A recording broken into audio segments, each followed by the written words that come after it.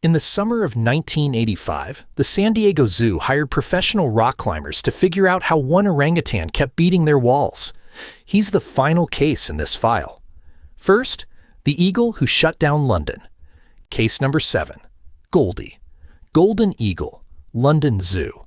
It's February 28, 1965, and a keeper is cleaning Goldie's cage with the door open. Goldie considers the situation and takes the day off.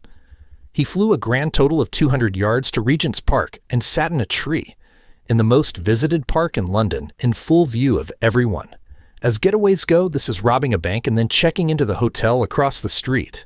What followed were 12 days of national collapse. Crowds surrounded the tree and jammed the roads. Police kept order. The BBC filed updates. The escaped bird was raised in the House of Commons. The actual British Parliament stopped governing a country to discuss an eagle who wouldn't come down. Goldie, meanwhile, sampled the local ducks and enjoyed the attention. After 12 days, a keeper walked out and offered him a dead rabbit. Goldie stepped onto his arm like a gentleman entering a taxi. 12 days of freedom, traded for one rabbit. That's the market price of liberty. Case number 6, inmate number 337. A 1-year-old Humboldt penguin at Tokyo Sea Life Park, 2012. Knee high, a few pounds of bird. In front of him, a sheer rock wall twice the height of a basketball hoop, and behind it, a barbed wire fence. He beat both. Nobody saw how. And then penguin number 337 did what nobody expected. He thrived.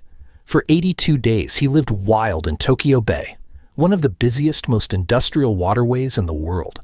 Hunting fish in front of container ships like the city was built for him.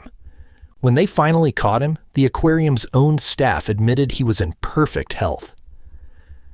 82 days. I'm not kidding.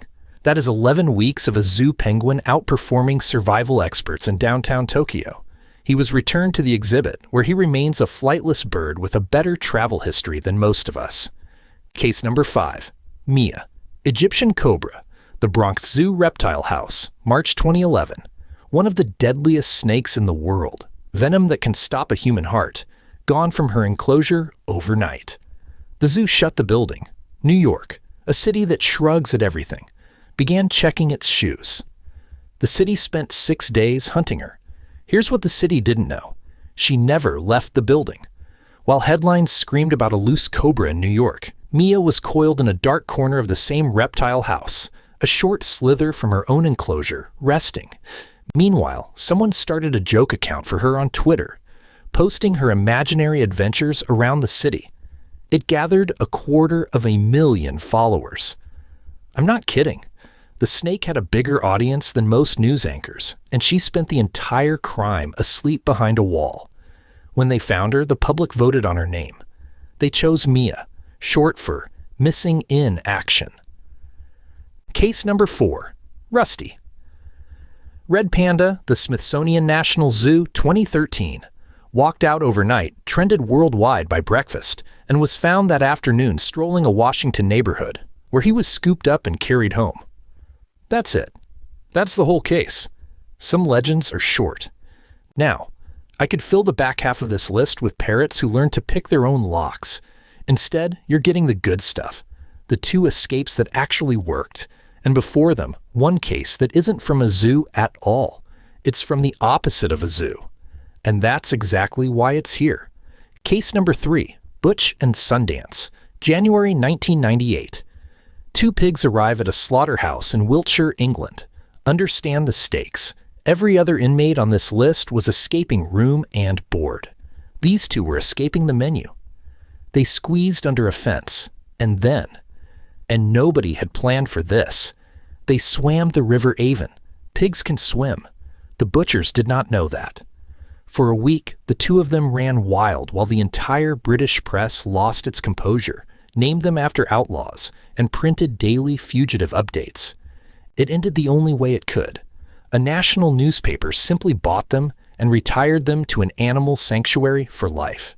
6 years later, the BBC made a television movie about them. I'm not kidding.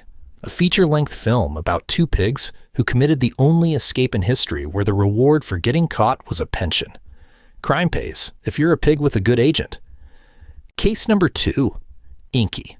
common New Zealand octopus, the National Aquarium of New Zealand in Napier. Sometime in 2016, at night, with no cameras watching, the lid of Inky's tank was left with a small gap. Here's what you need to know about an octopus. No bones. If the beak fits, the whole animal fits. A gap is not a gap. A gap is a door. Inky went through the lid, dropped to the floor, and crossed 8 feet of dry land, which, for an octopus, is a sprint across a desert. And there, in the floor, he found it. A drainpipe, 160 feet long, a 15-story building laid on its side, running straight to the sea. He went in. The staff searched every pipe in the building, said manager Rob Yarrell. Nothing. Inky came out the other end into Hawke's Bay and was never seen again. He is out there now, somewhere in the Pacific, the only inmate on this list who made it out and stayed out. Escape rating? Perfect. Current address? The ocean. And that brings us back to case number 1. Ken Allen, Bornean orangutan, the San Diego Zoo.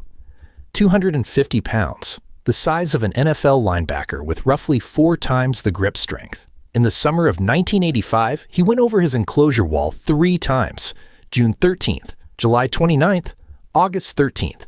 3 escapes in 9 weeks, and here is the detail that broke his keepers.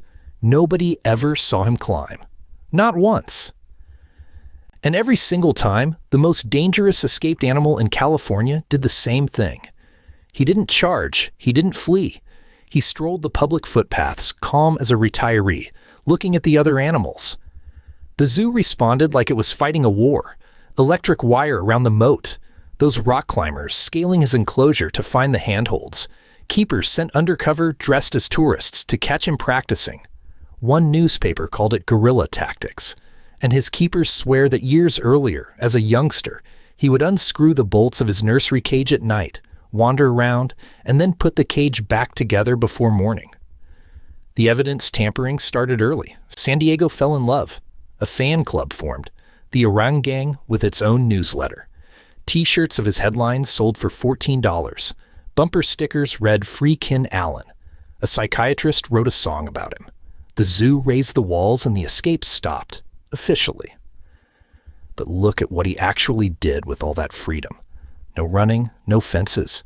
3 times out, and 3 times he just walked the paths and looked at the animals. Ken Allen was never escaping. He was visiting. The greatest escape artist in the file beat every wall they built to spend an afternoon at the zoo. So here's the judges' table. The ape who never left, or the octopus who never came back. Which one pulled off the greatest escape? The comments are now in session.